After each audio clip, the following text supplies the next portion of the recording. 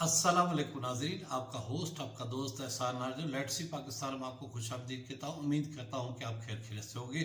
Vlog में बढ़ने से पहले आपको दरख्वास्त है कि मेरे चैनल को सब्सक्राइब करें, व्लॉग पसंद आए तो लाइक करें और दोस्तों के साथ शेयर करें। जी हाँ, आज मैं व्लॉग में दो बातें आपके साथ शेयर करता हूँ और वो दो वाक़यात हैं। वो शेयर करने से पहले आप एक ये clip मुलाज़ा फरमाएं। Take a look here. Take a look here. Oh God. Take. You're telling me a woman and you're telling me God. call somebody here now. I don't care who comes here. They will come here now. Pull up. Stop screaming, buddy, please. Look, put it there. That is all you need to have. जी हाँ जनाब, ये आपने clip देखा। ये खैरपुर के education buildings works division में एक Clark था।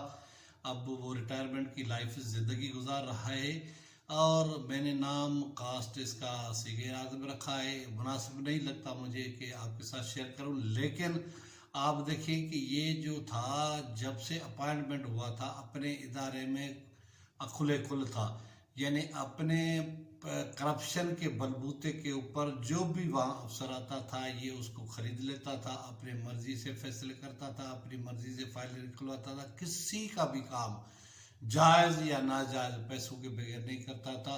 और कहते हैं कि एक बेवा खातून आई और वो अपने मरहूम शोहर की जो है पेंशन लेना चाहती थी और इसने उसको कहा कि मुझे पैसे दे दो, बगैर पैसों के आपको पेंशन के कागजात मैं नहीं बना के दूंगा और नहीं होगा।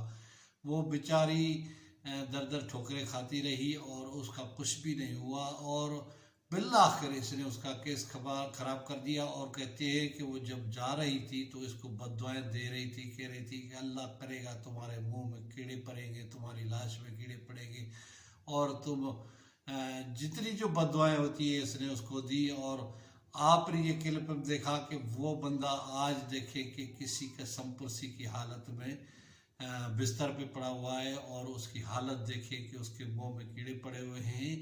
कहते हैं ना कि बद्दुआ किसी मजलूम की, किसी बेकस, किसी लाचार की ज़रूर लगती है और वो बंदे का जो है ना आखिरकार अल्लाह ताला की लाठी बे आवाज़ होती है और वो जो है ना जब पकड़वाती है तो फिर मुंह पर बंदा गिरता है।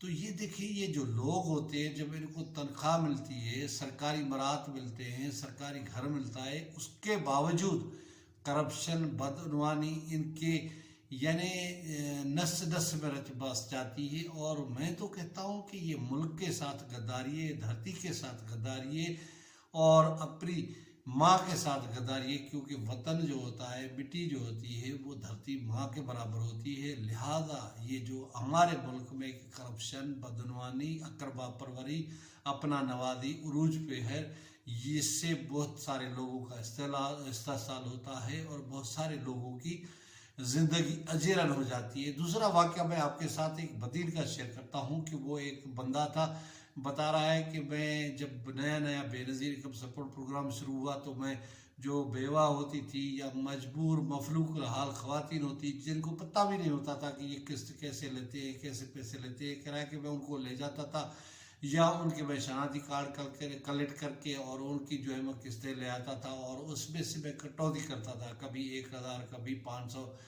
और किराए के मैं बिल्कुल गरीब था, लेकिन ऐसा हुआ कि मेरे पास पैसे आना जाना शुरू हो गए, मेरे पास पैसों की रेल पहल शुरू हो गई और बेनज़ीर का सपोर्ट प्रोग्राम का अभी तक बायोमेट्रिक शुरू नहीं हुआ था। लेकिन बहरहाल वो उसके कहने का मतलब है कि मेरे पास लाखों रुपए जमा हो गए। फिर मैं क्या करता था कि वो जो ख़वातीन होती थी, बेवा होती थी या गरीब होती थी, बेकस बेसहारा ख़वातीन होती थी, मैं उनसे एडवांस वो अपने पास गिरवी रख लेता था कार्ड या बेनज़ीर इनकम सपोर्ट कार्ड और उनको मैं फ़र्ज़ करो उनको 10,000 मिलते थे तो मैं एडवांस उनको 5,000 दे देता था और कहता था कि बकाया फिर जो है ना मेरे हैं 10,000। तो इस तरह कह रहा है कि मेरे पास लाखों रुपए जमा हो गए और मैंने बहन की शादी बड़ी धाम धूम के साथ कराई और मैंने कोई 15 लाख रुपए का उस बहन को जहेज़ दिया। और सूरत हाल ये थी कि मेरे घर में रोज़ाना बकरे का गोश्त पक रहा था और सूरत हाल बड़ी अच्छी हो गई थी। महीने के बाद मेरी बहन का अपने शोहर के साथ झगड़ा हुआ और वो झगड़ा ऐसा हुआ कि शिद्दत अख्तियार कर गया और उसने मेरी बहन को तलाक दे दी, और जो जहेज का मैंने 15 लाख रुपए का सामान था उसने गाड़ी में लोड करा के मेरी बहन को घर भेज दिया। जब वो मेरे घर पहुंची तो मेरा वाल साहब जो है ना उसके सदमे में बीमार हो गया, और मेरी वालदा साहबा को ऐसा सदमा आया कि वो चल बसी, इस दुनिया से हार्ट अटैक हुआ और फौत हो गई। और मेरा बाप इस वक्त बहुत सारी बीमारियों का मरीज़ है, मैं इलाज करा करा के थक गया हूँ। और मैं इस वक्त वो जब बहन का जो होता है ना जहेज घर में पड़ा हुआ देखता हूँ तो मुझे रोना याद आ जाता है। और अब तक मैं पाई पाई का मोहताज हुआ हूँ, मेरे पास न रुपये है, न पैसे हैं, न कोई ज़रिया आमदन है। वो कहता है कि मैं अब इतनी ख़वातीन को कहाँ से ढूंढूं जिनसे मैंने जो जुल्म किया, जिनसे मैंने पैसे कमीशन के तौर पर लिए, और उनको कहाँ कहाँ ढूंढूं, किस किस से मैं माफ़ी मांगूं।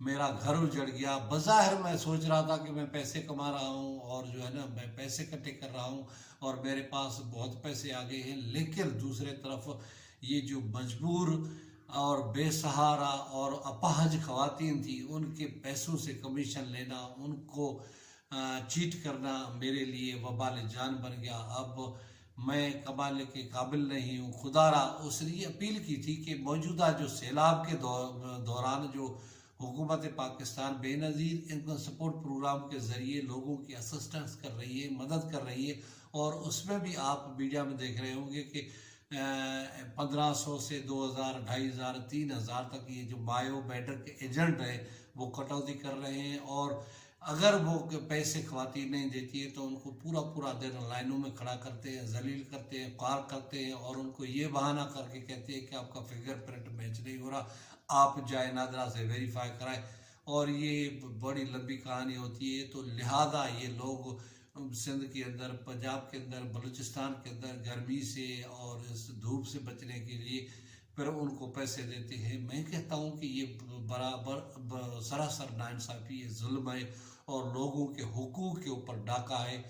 पता नहीं क्यों हमारे मुल्क की अशराफिया खामोश है और वो इस मामले का नोटिस नहीं लेती। हालांकि हुकूमत चाहे तो ये जो बायोमेट्रिक के एजेंटों के ज़रिए पेमेंट की जा रही है वो बैंकों के ज़रिए भी कर सकती है, लेकिन आप देख रहे हैं हमारे मुल्क के अंदर करप्शन इतनी सरायत कर चुकी है कि आप किसी इदारे में भी चले जाएं, आपका पैसों के बगैर काम नहीं होगा। कोई भी आप जायज़ काम के लिए भी अगर आप बिजली के मीटर की दरख्वास्त देते हैं, गैस के बिजली मीटर की दरख्वास्त देते हैं, या कोई भी और काम है, आप कर्जे के लिए अप्लाई करते हैं, आपको नहीं मिलता जब तक आप किसी की जेब गर्म नहीं करेंगे, किसी की मुट्ठी गर्म नहीं करेंगे।